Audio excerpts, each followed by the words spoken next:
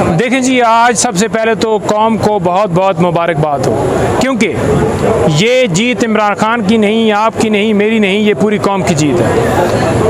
Corruption के ज़रिए पैसा कमाया गया, मनी लॉन्ड्रिंग की गई और नैब से क्लीन चिट ली गई, जो आज के ब्लैक चिट में तब्दील हो गई है। सुप्रीम कोर्ट ने जो फैसला दिया है उसमें उन्होंने वाज़ा किया है कि ये जो 50 करोड़ तक करप्शन जायज़ करार दी गई थी उसको ख़त्म किया जाता है। बर्डन ऑफ प्रूफ जो है वो नैब पे था, जो कि बहाल किया गया है कि जो बंदा करप्शन करेगा वो बताएगा। और साथ साथ जो मकसूद चपरासी और दूसरे अकाउंट उनके हवाले से ये जो अमेंडमेंट्स की गई थी वो भी बहाल की गई हैं।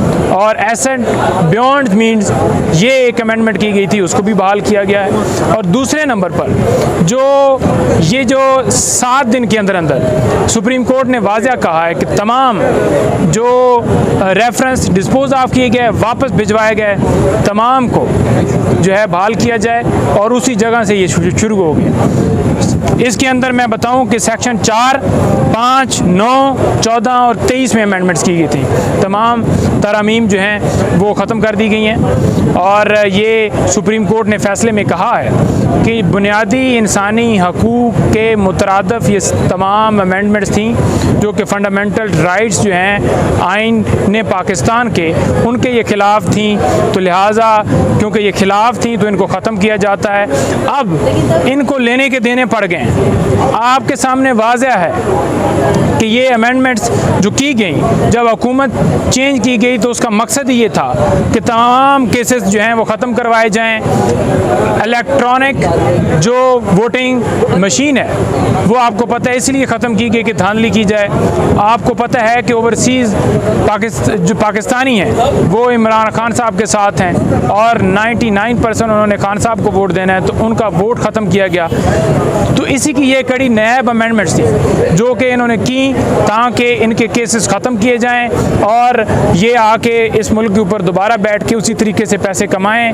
और एक लिमिट करार दे दी गई कि अब किसी और के अकाउंट में पैसे ट्रांसफ़र कर दिए जाएं, अब किसी और को खड़ा करके सारा मामला कर दिया जाए।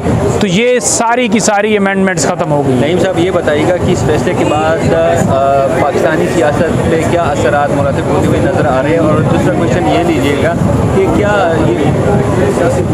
दूसरा क्वेश्चन ये है कि शरीफ फैमिली के खिलाफ घेरा तंग हो जाएगा इस फैसले के बाद?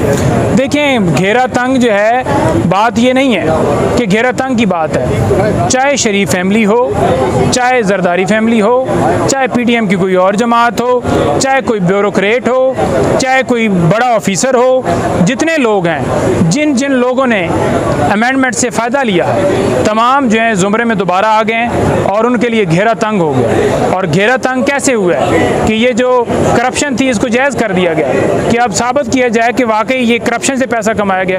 कैसी मुज़क्का खेज़ अमेंडमेंट्स हैं। आज पता चला है कि ये चपरासी अकाउंट वो वाला मामला भी अंदर था, इसके अंदर तो, और 50 करोड़ वाला भी था, और बाकी एसेट बियॉन्ड मीन्स वो भी कि इनसे पूछे ही ना जाए।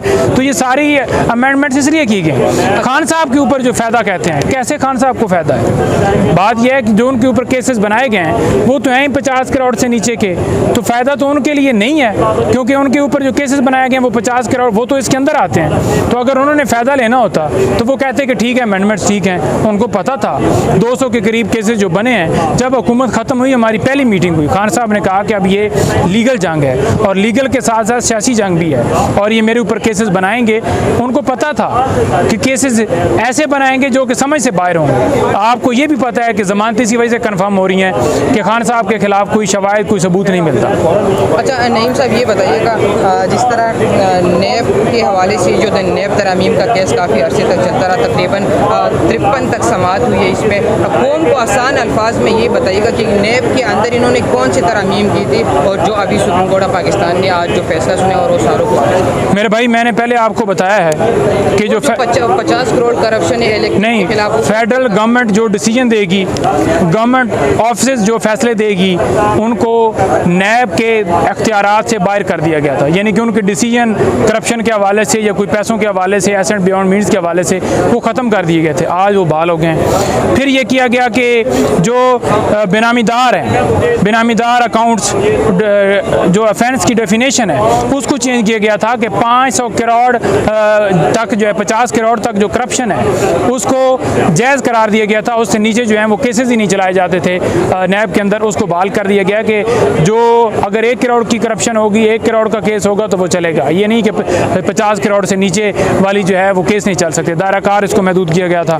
अच्छा, तीसरा ये था कि इसके अंदर जो वाज़ेह तौर पर उन्होंने ये कहा कि जो फेक अकाउंट्स हैं उनके हवाले से कि अगर मिसाल के तौर पर मकसूद चपरासी के अकाउंट में पैसे गए हैं, ठीक है, तो ये इनके ऊपर जुर्म बनता था कि आपके फैक्ट्री का मुलाजिम है जिसके पास पैसे नहीं है और आपने पैसे भेजे, इन्होंने इसको ख़त्म किया था, फेक अकाउंट्स को वो बहाल कर दिया गया है। फिर बर्डन ऑफ प्रूफ क्या है जी, कि अगर करप्शन मैं करता हूँ तो नैब साबित करेगा कि मैंने करप्शन कहाँ से की। अब मैंने ईंटों से की, बिल्डिंग से की, फॉर एग्जांपल मैंने कोई और किसी से रिश्वत लेके की, नौकरियों के मद में मैंने पैसे लेके की, तो नैब को समटाइम नहीं पता होता कि कहाँ से ये करप्शन की। उन्होंने तो देखना है कि इसके जो एसेट्स हैं, इसकी जो इनकम के ज़राए हैं वो कम है, इसकी ये 2 मशीनें हैं जो मौके के ऊपर काम कर रही हैं, लेकिन इसके अकाउंट में करोड़ों रुपए पैसा कैसे है, तो उसको उन्होंने ये कहा है कि वो खुद बताएगा कि मैं पैसे इधर इधर से लेता हूँ, ये मेरे अकाउंट्स हैं, ये मेरी गाड़ियाँ चलती हैं, ये मेरी मेट्रो चलती है जिससे मुझे इनकम आती है, तो ये उन्होंने बहाल किया कि वो खुद बताएगा, ना कि नैब के ऊपर होगा। ये तमाम जो हैं जो फंडामेंटल राइट्स की वोलेशन के अंदर जो लॉज बनाए जाएँ वो उन्होंने आज वाज़ेह तौर पर कहा है कि ये बुनियादी इंसानी हकूक़ की खिलाफ वर्जी है, जिसको आज स्टक डाउन करके तमाम लॉज को सेम पोजीशन पर रिस्टोर कर दिया गया। Thank you ji.